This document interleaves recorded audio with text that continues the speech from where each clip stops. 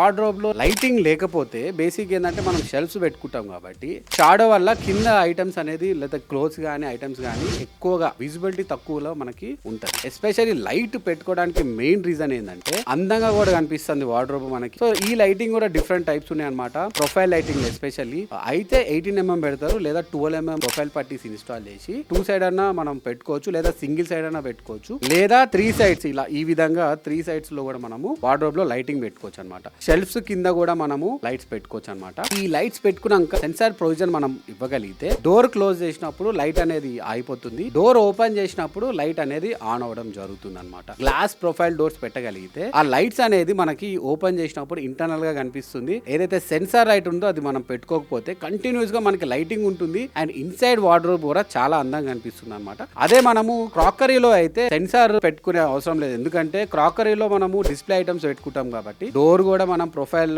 Shutter గానీ glass door పెట్టుకుంటాం కాబట్టి అది అందంగా కనిపించే ఉద్దేశంలో మనం ఏం చేస్తామంటే ప్రొఫైల్ లైటింగ్ పెట్టుకొని లోపల ఉన్న ఐటమ్స్ ని ఎలివేట్ చేస్తాం. ఈ ప్రొఫైల్ లైటింగ్ లో కూడా డిఫరెంట్ టైప్స్ ఆఫ్ లైట్స్ ఉన్నాయి. అందులో వామ్ ఉంది, కూల్ లైట్ ఉంది, డే లైట్ ఉంది. It's all depends on customer choice. మన క్లయింట్ ఏ విధంగా కోరుకుంటారో అలాంటి లైటింగ్ అనేది మనము లైక్ క్రాకరీ కిచెన్ యూనిట్స్ లో, టీవీ యూనిట్స్ అట్లాంటి వాటిలో కూడా మనము ఇవ్వడం జరుగుతుంది అనమాట.